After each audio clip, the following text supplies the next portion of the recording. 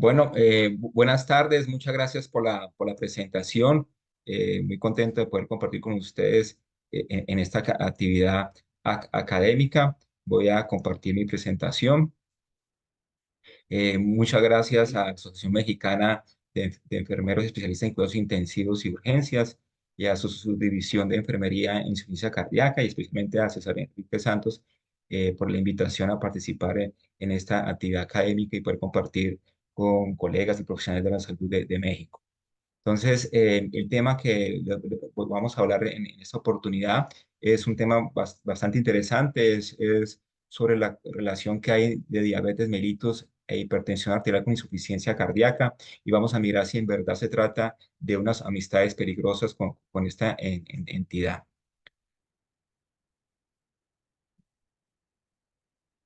Entonces, cuando miré, me comentaban sobre el título, inmediatamente me acordé de este grupo, de este dueto español de los años 90.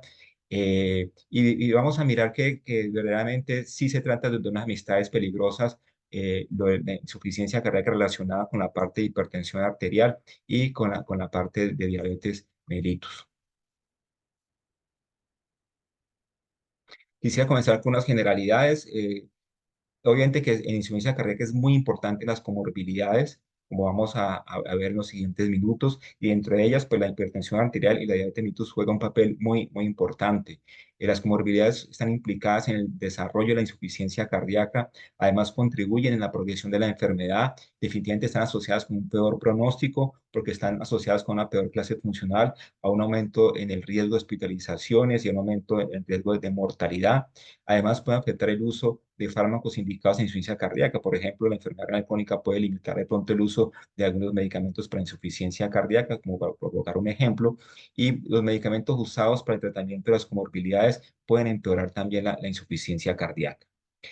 Además, obviamente, en que entre más comorbilidades tenga el paciente, pues el mayor es el riesgo que pueda recibir más medicamentos y estos medicamentos pueden interactuar entre ellos y pueden producir mayores efectos adversos o contrarrestar los efectos del tratamiento médico de insuficiencia cardíaca y obviamente afectar la herencia. Eh, Obviamente las comorbilidades pues también van a aumentar, como les comentaba, el riesgo de hospitalización en el reingreso y la muerte. Y definitivamente, entre mayor número de comorbilidades tenga nuestro paciente, mayor va a ser la duración de la hospitalización cuando se presenta una descompensación y la mitad de los reingresos por insuficiencia cardíaca o en pacientes con insuficiencia cardíaca son debidos a enfermedades, a sus comorbilidades, a descompensación de sus comorbilidades.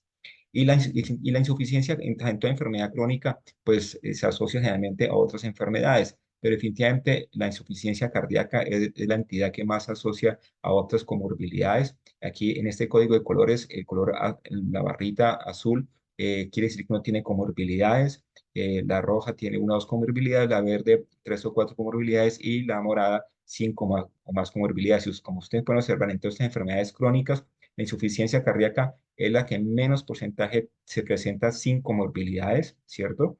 Y a su vez es la que tiene el mayor porcentaje, casi un 55% de los pacientes tienen cinco o más comorbilidades. De ahí que el manejo de estos pacientes pues sea complejo y la interacción entre estas entidades es muy importante.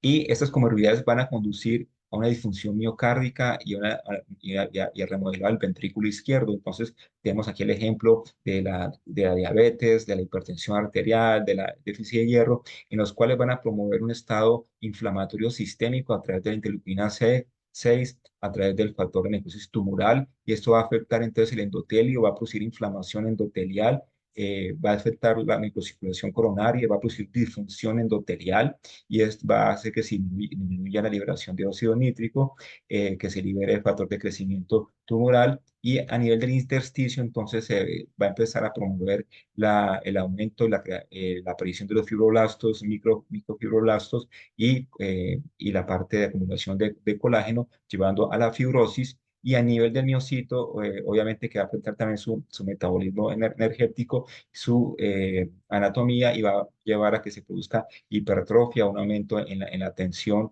de las paredes del ventrículo, y esto va a llevar entonces a una disfunción miocárdica y a remodelar el ventrículo izquierdo y a progresión de la insuficiencia cardíaca.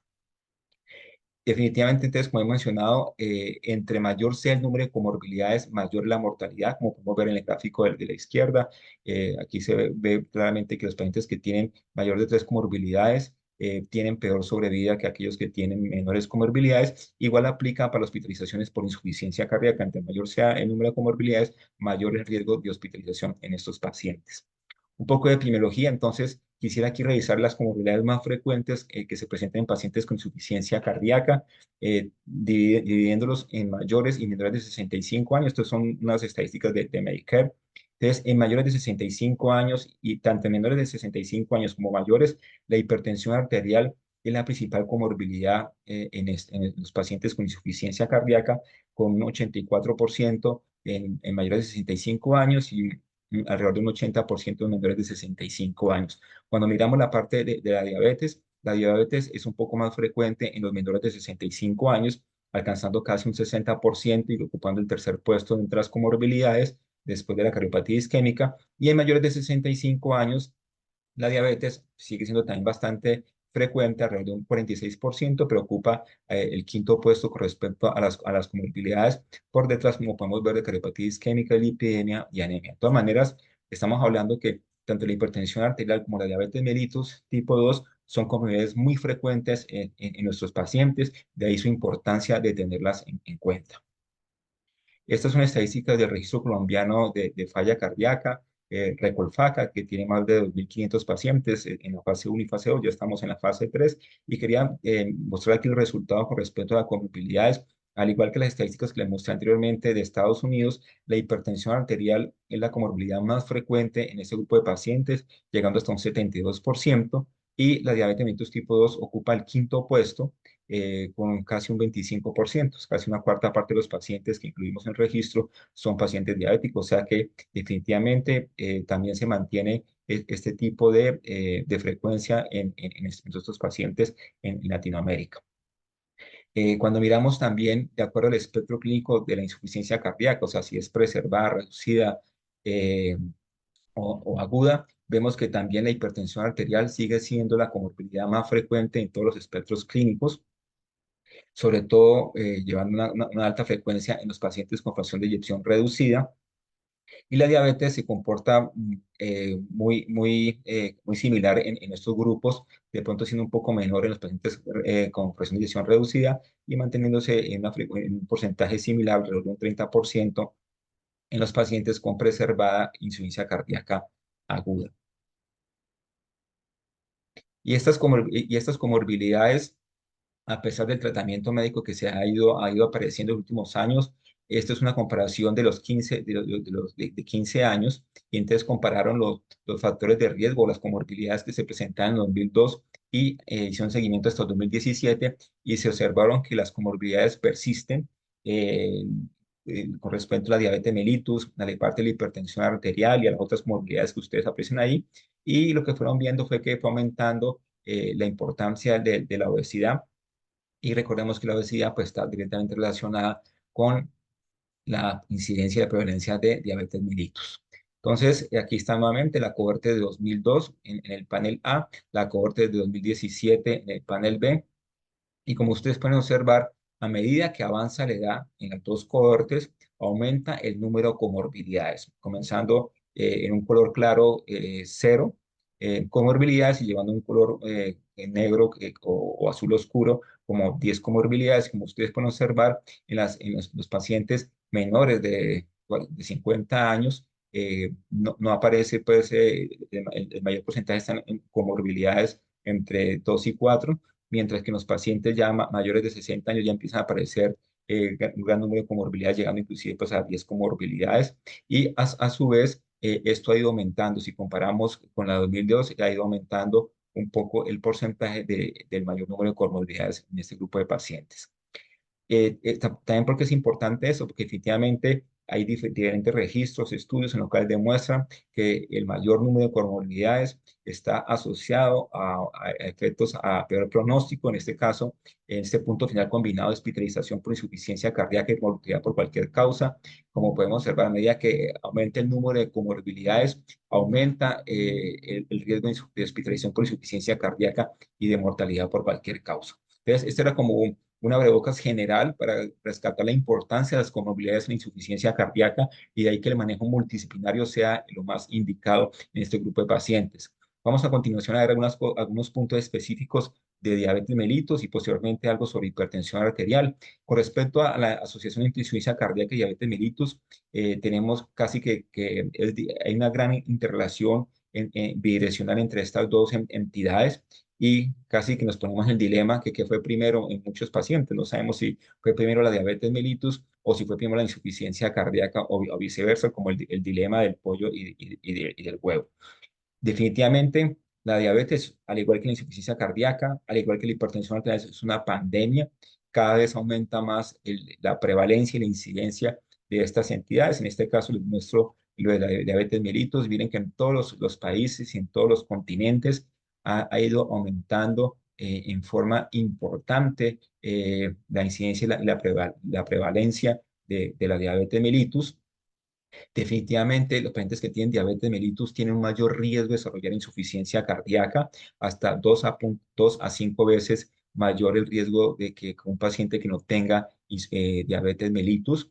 Y a su vez, la diabetes mellitus confiere un riesgo 60-80% mayor de probabilidad de muerte cardiovascular, hospitalización por insuficiencia cardíaca y mortalidad por cualquier causa en pacientes con insuficiencia cardíaca. O sea, es más frecuente en insuficiencia cardíaca y le confiere peor pronóstico. Y también, como estos digamos que es la prevalencia de diabetes al inicio de estos grandes estudios clásicos que conocemos, en los cuales hubo una prevalencia entre 27 y 37%, lo cual se mantiene pues con los mismos datos que hemos revisado anteriormente, pero entonces miramos que definitivamente la diabetes es un punto muy importante y muy frecuente en la insuficiencia cardíaca. Y como lo había mencionado, se asocia con un peor pronóstico. Entonces, en esta gráfica, lo que está en línea roja son los pacientes que tienen diabetes mellitus y los que están en línea azul son los pacientes que no tienen diabetes. Y aquí lo que se observó fue el punto final combinado de muerte cardiovascular o hospitalización por insuficiencia cardíaca en pacientes con o sin diabetes y de acuerdo a la fracción de eyección. Entonces, en la línea arriba, que es la línea más oscura, de color rojo, son los pacientes que tienen diabetes e insuficiencia cardíaca con fracción de eyección reducida, y como podemos ver, son los que tienen peor pronóstico, son los que tienen mayor riesgo de muerte cardiovascular, hospitalización por insuficiencia cardíaca, seguido con los pacientes diabéticos con fracción de eyección preservada.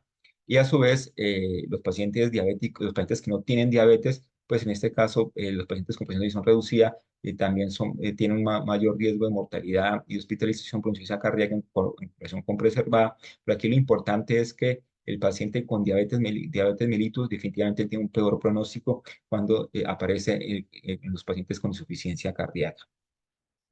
Y a su vez, si miramos los niveles de hemoglobina glicosilada, lo que se ve es que entre más descompensado esté o entre menos controlada esté la diabetes mellitus, también tiene un mayor riesgo de mortalidad, de necesidad de trasplante cardíaco, dispositivo de asistencia ventricular, como vemos aquí. En línea verde están los pacientes que están menos controlados, que tienen hemoglobina glicosilada mayor de 7%, en comparación con la línea roja que tiene pacientes que tienen menores de 7% la hemoglobina glicosilada, y como se pueden ver, a mayor nivel de hemoglobina glicosilada, o sea, mayor descompensación de la diabetes, mayor riesgo de complicaciones en los pacientes con insuficiencia cardíaca.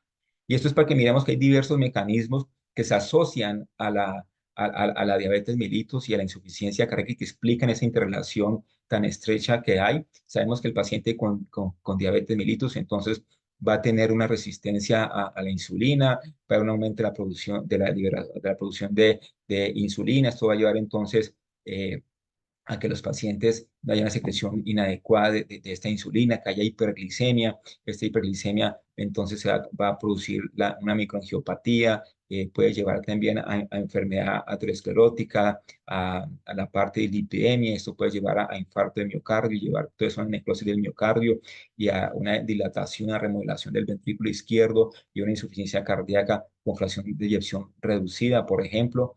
Otro panorama puede ser que produzca inflamación y fibrosis, y esto lleva a una disfunción endotelial y una microangiopatía, y puede llevar entonces a un fenotipo restrictivo, una insuficiencia cardíaca con función preservada, pero también a producir síntomas de insuficiencia cardíaca, y a su vez que la obesidad que siempre es que está frecuentemente asociada con la diabetes mellitus y que está relacionada con resistencia a la insulina, y también con la parte de lipidemia, pues también va a colaborar en ese proceso inflamatorio, aunado también a la activación del sistema simpático, que va a llevar entonces a una activación del sistema renina-angiotensina aldosterona. Entonces, como pueden ver, están íntimamente interrelacionados, porque lo que produce la insuficiencia cardíaca también puede empeorar o producir la parte de diabetes y viceversa. De ahí que esa interrelación pues sea muy estrecha entre diabetes e insuficiencia cardíaca y por múltiples mecanismos. Aquí lo repasamos nuevamente. Tenemos un paciente con insuficiencia cardíaca. Sabemos que hay una activación neurohormonal del sistema nervioso simpático, del sistema renina-angiotensina aldosterona, activación de la neprilicina, y esto va a llevar entonces a una retención de sodio, a retención de agua, y esto va a llevar también a esa perpetuación de la activación neurohormonal, va a llevar a una disfunción progresiva del ventrículo izquierdo y a insuficiencia cardíaca, que está íntimamente relacionada con la parte de diabetes mellitus. A su vez, la diabetes que está relacionada con la parte de resistencia a la insulina, va a llevar a una apoptosis de la célula beta, que esto puede estar desencadenado pues, por una lipogénesis y por obesidad, y esta diabetes entonces va a una disminución de la secreción de la insulina, lleva a hiperglicemia, a unos cambios macrovasculares y que pueden llevar a una enfermedad coronaria, por ejemplo, y producir isquemia miocárdica, angina inestable, infarto de miocardio, inclusive muerte súbita, y esto llevar a una insuficiencia cardíaca con fracción de eyección reducida, por ejemplo. Y también hay otros mecanismos en los cuales no está relacionado con la enfermedad aterosclerótica, como vamos a ver, sino que está relacionado con la alteración del sarcómero, con inflamación, con disfunción endotelial, con enfermedad microvascular, que va a llevar entonces a una insuficiencia cardíaca con fracción de eyección preservada, y de todas maneras esta insuficiencia cardíaca pues va a llevar también a diabetes y es un círculo vicioso como podemos observar. Entonces, aquí ya vemos que la diabetes puede tener dos espectros a nivel cardíaco. Uno es el más clásico que conocemos, que está relacionado generalmente con enfermedad macrovascular a nivel coronario, con placa aterosclerótica, con asociación de otros factores de riesgo como hipertensión arterial, de lipidemia, y que pueden llevar entonces a una enfermedad coronaria, a un infarto, y generalmente se relaciona con una fracción de eyección reducida. Y está el otro espectro, que es el paciente que no tiene una enfermedad aterosclerótica, sin embargo tiene, como ya vimos, cambios inflamatorios, disfunción endotelial y cambios microvasculares, y que pueden llevar entonces a una miocardiopatía diabética y a una fracción de a una insuficiencia cardíaca con fracción de eyección preservada, por ejemplo. Entonces, aquí nuevamente vamos a repasar los mecanismos de la miocardiopatía diabética. Entonces, son tres mecanismos: hiperglicemia, que está relacionada con resistencia a la insulina; citoquinas, que es la parte proinflamatoria; y activación del sistema renina-angiotensina aldosterona y de la mano del sistema nervioso simpático, por ejemplo. Entonces, esto va a llevar entonces a que haya hiperinsulinemia, a que haya, por ejemplo, dislipidemia, a que se liberen radicales libres, y esto conlleva entonces una alteración de la homeostasis del calcio, una disfunción mitocondrial, fibrosis, apoptosis, y las consecuencias de todos estos cambios a nivel del músculo, de la pared y del vaso son hipertrofia ventricular izquierda, disfunción diastólica, disfunción sistólica e insuficiencia cardíaca. Este es el espectro que más conocemos, que generalmente primero hay una hipertrofia ventricular izquierda, se desarrolla una insuficiencia cardíaca con fracción preservada, posteriormente una insuficiencia con fracción de eyección, insuficiencia cardíaca con fracción de eyección reducida, y se presenta todo el espectro clínico de la insuficiencia cardíaca. Estas son las etapas de la miocardiopatía diabética y la cardiopatía diabética. Recordemos que la miocardiopatía diabética se refiere a una alteración a nivel del músculo cardíaco, que no es explicado ni por hipertensión arterial, ni por enfermedad valvular, ni por hipertensión arterial. O sea, no hay una causa, no hay una causa evidente de esa alteración de la función cardíaca en un paciente diabético. Entonces, está relacionada generalmente con disfunción ventricular y con inflamación. Entonces, hay cuatro estados, uno temprano, intermedio, intermedio tardío, tardío, y las características son que en la etapa temprana, o sea, en el estadio uno, es un paciente con insuficiencia cardíaca con fracción de eyección normal, que generalmente puede haber hipertrofia. En el estadio 2, el paciente ya tiene, puede haber una fracción, un compromiso de la fracción de eyección, puede presentarse con fracción de eyección reducida o normal. En la etapa 3, ya a veces ya se asocia con hipertensión arterial, hay microangiopatía, y en el estado 4, que es el más avanzado, generalmente ya es un paciente que se presenta con fracción de eyección reducida y está asociado con enfermedad coronaria. A medida que avanzan estas etapas, los síntomas de insuficiencia cardíaca empeoran, y en el estado 1 es una clase funcional 1 y progresa a una clase funcional 4 en el estadio 4. Con respecto a las características estructurales, entonces en la etapa 1, generalmente lo que se ve es una hipertrofia, un aumento de la masa del ventrículo izquierdo. En la etapa 2, aparte de esto, ya puede haber dilatación, puede haber fibrosis y engrosamiento de las paredes también. En la etapa 3 ya me ha marcado la parte de dilatación, fibrosis y cambios microangiopáticos. Y en la etapa ya más tardía, en la etapa 4, ya es mucho más marcado la parte de dilatación, fibrosis, y aparte de microangiopatía ya observamos también macroangiopatía. En la etapa 1 realmente se relaciona más con disfunción diastólica, y en la etapa 2 ya hay una parte mixta entre disfunción diastólica y disfunción sistólica, y a partir de la etapa 3 digamos que ya predomina una disfunción sistólica en estos pacientes. De acuerdo a eso, pues también se van a presentar cambios a nivel de la resonancia con respecto al realce tardío, el cual es infrecuente en las etapas iniciales y posteriormente empieza a aumentar su frecuencia en la etapa 3 y 4. Igualmente pasa con las troponinas. Recuerden que las troponinas se pueden elevar y no necesariamente corresponder a un síndrome coronario agudo, sino que hace parte de esa disfunción miocárdica que produce elevación de troponina, y entonces y que es infrecuente en el caso del paciente con miocardiopatía diabética en sus etapas iniciales, pero que en la etapa 3 o 4 se puede presentar un aumento de las troponinas, que puede ser por la parte inflamatoria, disfunción miocárdica o relacionada con isquemia o con un infarto. Entonces vamos a tener estos dos fenotipos, una cardiopatía dilatada, una cardiopatía restrictiva. Como les he explicado, los mecanismos principales son la resistencia a la insulina, la hiperglicemia más la inflamación, y esto va a llevar entonces a unos cambios a nivel del endotelio, a nivel del músculo cardíaco, que se puede presentar tanto una cardiopatía restrictiva como una cardiopatía dilatada. Con respecto a la insuficiencia cardíaca e hipertensión arterial, también es muy importante esta asociación. Generalmente también podemos decir que el ejemplo clásico, la evolución clásica, es que la hipertensión arterial va a producir hipertrofia ventricular izquierda y va a llevar inicialmente a una disfunción diastólica, a una insuficiencia cardíaca con fracción de eyección preservada, que puede ir progresando en el tiempo y empieza a presentarse ya una dilatación del ventrículo izquierdo, una hipertrofia excéntrica con compromiso de la función sistólica, y que puede desarrollar una insuficiencia cardíaca con fracción de eyección reducida.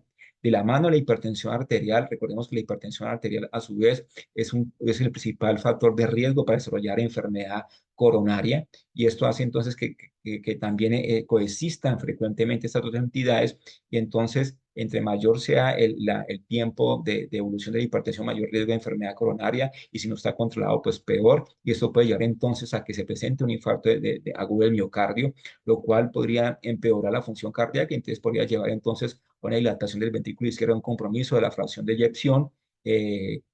Muchos de ellos van a requerir entonces una intervención una percutánea, y recordemos que a medida que se va dilatando las cavidades del corazón, el ventrículo izquierdo, la aurícula izquierda, por la hipertensión arterial o por esa enfermedad coronaria concomitante, puede aparecer la fibrilación auricular, que también va a agravar y a complicar la función sistólica del ventrículo. O sea que no solamente, recordemos que no solamente es o recordemos que frecuentemente coexisten otras comorbilidades, otros factores de riesgo cardiovasculares, como en este ejemplo que les acabo de dar, de hipertensión, enfermedad coronaria, fibrilación auricular, y sumémosle a estos firmantes de dislipidemia, diabetes mellitus también, y eso hace que el espectro clínico vaya cambiando. Entonces, tenemos aquí el paciente que tiene hipertensión arterial y que tiene otros factores de riesgo cardiovasculares, como son obesidad, diabetes, la edad, el género, la historia familiar o otros antecedentes, de pronto la parte inflamatoria, y que pueden consistir también con enfermedad coronaria. Entonces, digamos, entre mayor comorbilidades hayan asociadas, mayores factores de riesgo cardiovasculares hayan asociadas a la hipertensión arterial, en mayor tiempo de evolución de la hipertensión arterial y menos control de la hipertensión arterial, mayor va a ser la progresión de la enfermedad más rápidamente, de un fenotipo preservado a un fenotipo reducido, por ejemplo. Entonces, aquí están los diferentes fenotipos, como podemos observar. Entonces, a medida que progresa la severidad de la enfermedad, de la enfermedad de la insuficiencia cardíaca hipertensiva, la función del ventrículo izquierdo se va deteriorando, nos vamos acercando entonces a una insuficiencia cardíaca con fracción reducida, y a su vez el tamaño del ventrículo izquierdo va aumentando. Entonces se va dilatando,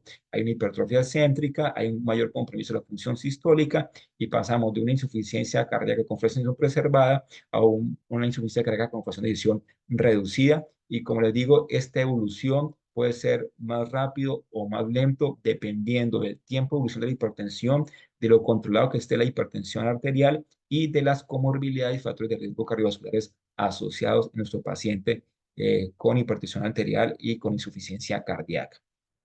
También se ha clasificado también los estados de la enfermedad cardíaca hipertensiva en 4 grados. El grado 1 es aquel paciente que tiene una disfunción diastólica del ventrículo izquierdo y no se observa todavía hipertrofia ventricular. El grado 2 persiste la disfunción diastólica, pero ya se suma la hipertrofia ventricular izquierda. El grado 3 empezamos a ver ya el paciente empieza a presentar síntomas de insuficiencia cardíaca y se presenta una insuficiencia cardíaca con fracción de eyección preservada. Y el grado 4 hay una dilatación del ventrículo izquierdo, hay hipertrofia excéntrica y hay compromiso de la función sistólica y se presenta entonces la insuficiencia cardíaca con fracción de eyección reducida, y esta es, digamos, como una evolución de la enfermedad cardíaca hipertensiva asociada a la insuficiencia cardíaca. Con respecto al tratamiento, como siempre hemos dicho, lo ideal de estos pacientes con insuficiencia cardíaca es que sean manejados en clínicas o unidades especializadas de insuficiencia cardíaca que permitan dar un manejo multidisciplinario, así como los pacientes con enfermedad renal crónica van a una unidad renal, por ejemplo. Estos pacientes también deben asistir a unidades de insuficiencia cardíaca. Definitivamente, este manejo multidisciplinario ha demostrado reducir el riesgo de hospitalizaciones por insuficiencia cardíaca y la parte de mortalidad, y mejorar la adherencia y mejorar la clase funcional de la adherencia al tratamiento y la clase funcional de estos pacientes. Así que es un nivel de recomendación 1A. Entonces, esto es simplemente un esquema de lo que puede ser una unidad de insuficiencia cardíaca, que es un manejo multidisciplinario, donde no solamente está el cardiólogo, sino que, y la enfermera, que es un papel fundamental en las unidades de insuficiencia cardíaca, casi que es la base de las unidades de insuficiencia cardíaca, el papel de enfermería. Y asociado a eso, pues está también psicólogo, psiquiatra, geriatra, médico internista, nutricionista, trabajadora social, química farmacéutica, cuidados paliativos en los pacientes, y dependiendo de la complejidad de la unidad de insuficiencia cardíaca, pues ya estará también la parte relacionada con cuidados intensivos, la parte de trasplante cardíaco, dispositivos, etcétera. Pero algo muy importante es que siempre hay que manejar las comorbilidades, como vemos aquí. Hay que darle la importancia a las comorbilidades, porque si no, el pronóstico no mejora en nuestros pacientes.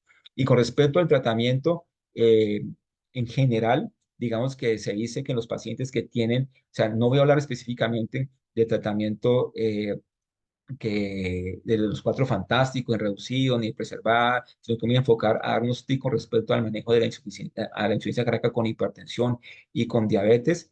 Entonces, el paciente que tiene hipertensión arterial y es muy importante, y que no tiene insuficiencia cardíaca, es muy importante dar un tratamiento adecuado para hipertensión arterial de acuerdo a las guías y mantener el paciente normotenso.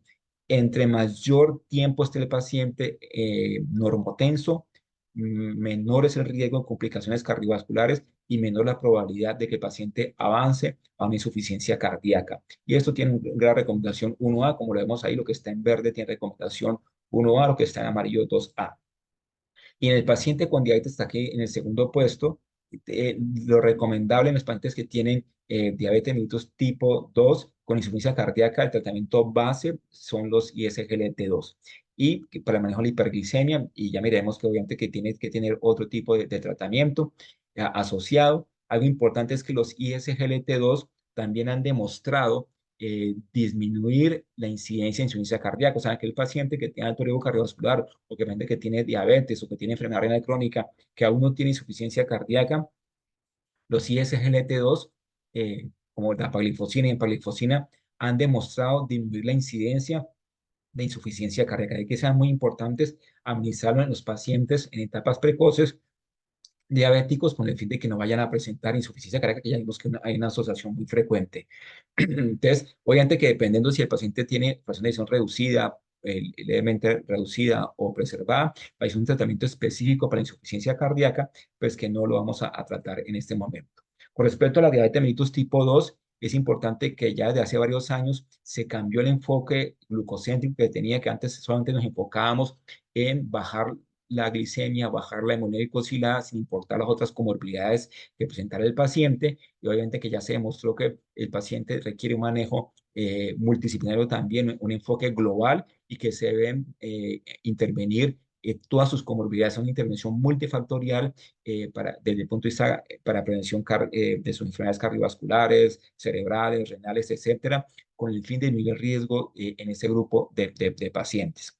Entonces, en regla general, se recomienda que la hemoglobina glicosilada en este grupo de pacientes debe estar por debajo de 7.5%. Primera línea de tratamiento en los pacientes con diabetes mellitus e insuficiencia cardíaca, los ISGLT2, como les mencionaba.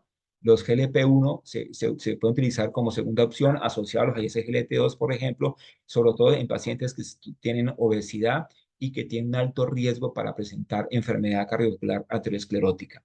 Se debe evitar las acecilitina, la loglitina, las teocelindionas, que sabemos que empeoran la insuficiencia cardíaca. Esas no se pueden administrar en los pacientes con insuficiencia cardíaca y diabetes.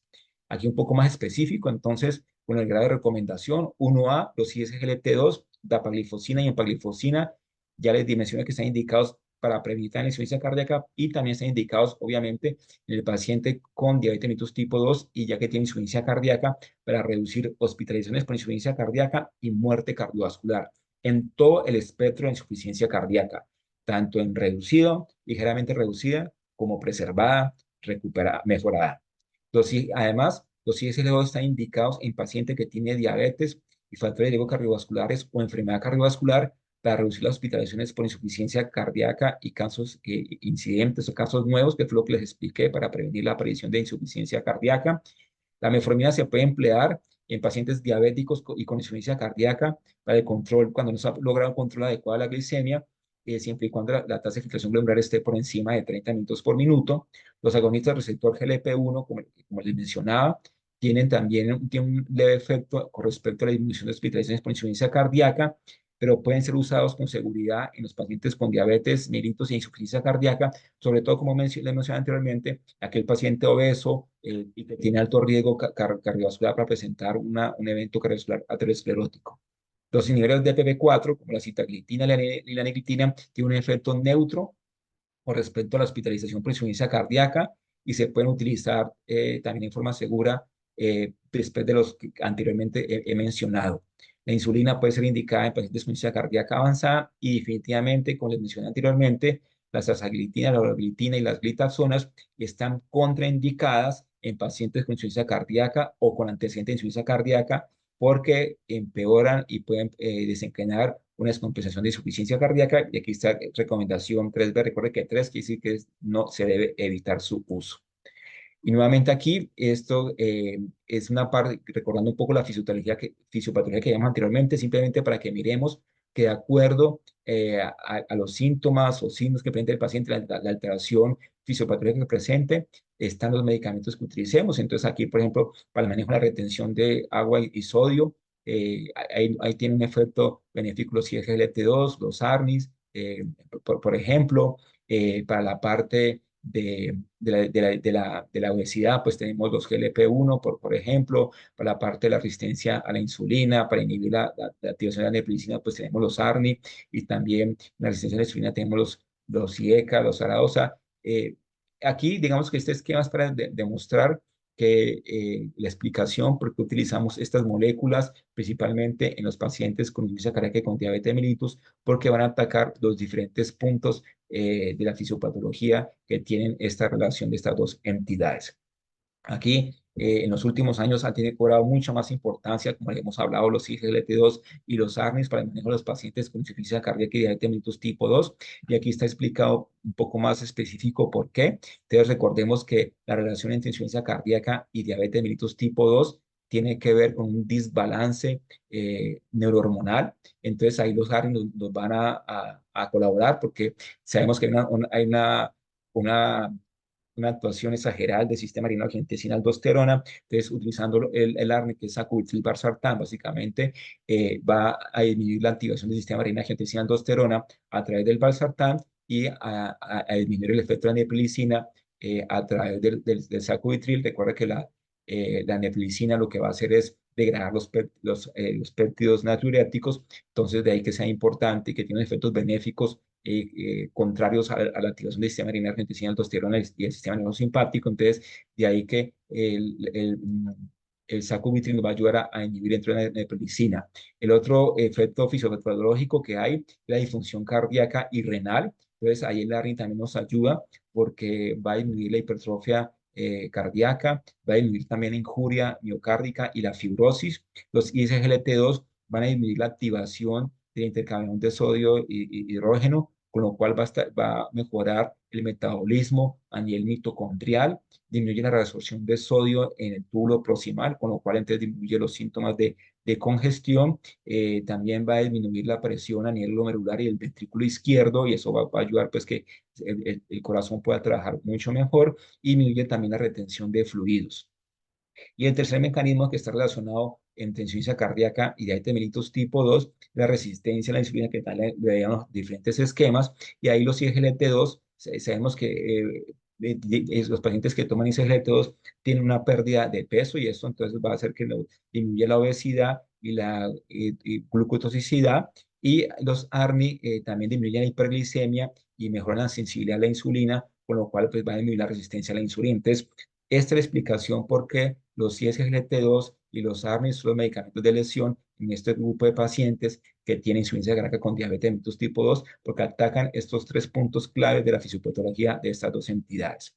Y con respecto a la hipertensión arterial, en forma general, se recomienda que las cifras tensionales estén por debajo de 130-80, de pronto en pacientes de mayor edad o que tengan síntomas de ortostatismo, pues se puede considerar un valor un poco más alto, pero la meta en general es por debajo de 130-80, y ya habría que individualizar algunos casos especiales.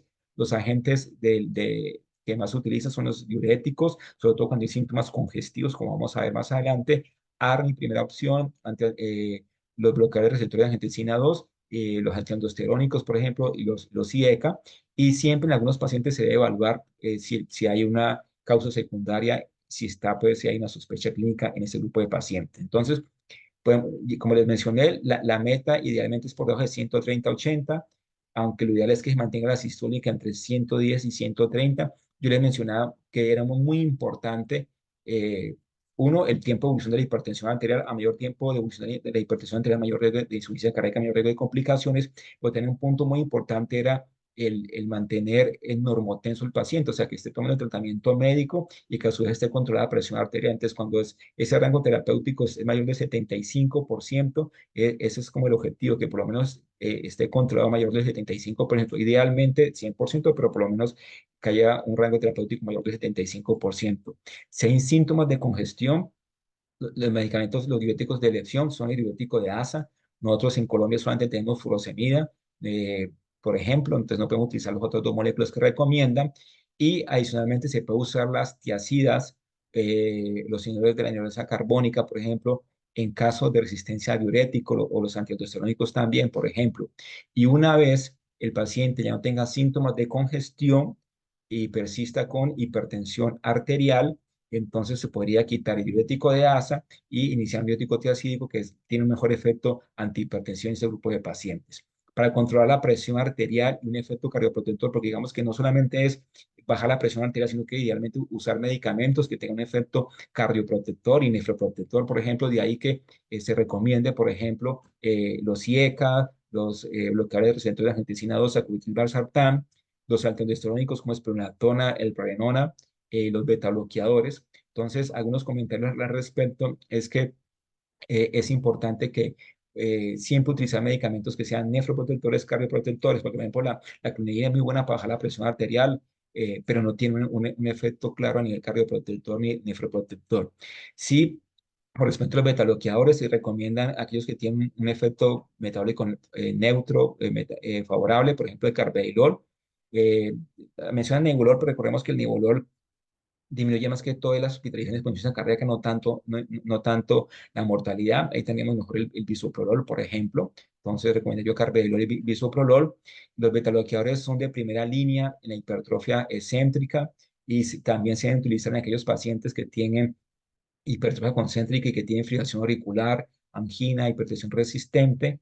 Y en caso que no se logre controlar la hipertensión arterial con los medicamentos que hemos mencionado, con los inhibidores del sistema renal angiotensina aldosterona, los antialdosterónicos, los beta-bloqueadores, los diuréticos tiacídicos, se puede utilizar calcio antagonista dihidropírico tipo amlodipino para controlar la presión arterial, pero recordemos que este tipo de medicamentos no tiene efecto con respecto a mortalidad sobre la insuficiencia cardíaca y se debe evitar los calcioantagonistas no dihidropínicos como tipo diltiazem y verapamil, porque pues aumenta el riesgo de descompensar la insuficiencia cardíaca. Punto importantísimo, el ejercicio, la rehabilitación cardíaca es fundamental en todos los pacientes de insuficiencia cardíaca y más en los pacientes que tienen hipertensión arterial, diabetes mellitus e insuficiencia cardíaca asociada. Tiene unos efectos benéficos clarísimos a nivel hemodinámico, a nivel de la aterosclerosis, mejora el perfil trombótico, mejora la función endotelial, mejora hay un balance autonómico adecuado entre el sistema nervioso simpático y parasimpático y disminuye la inflamación. Entonces, todos estos efectos benéficos los trae el ejercicio, de que es muy importante que esos pacientes promuevan la actividad física y incluirlos en programas de rehabilitación cardíaca.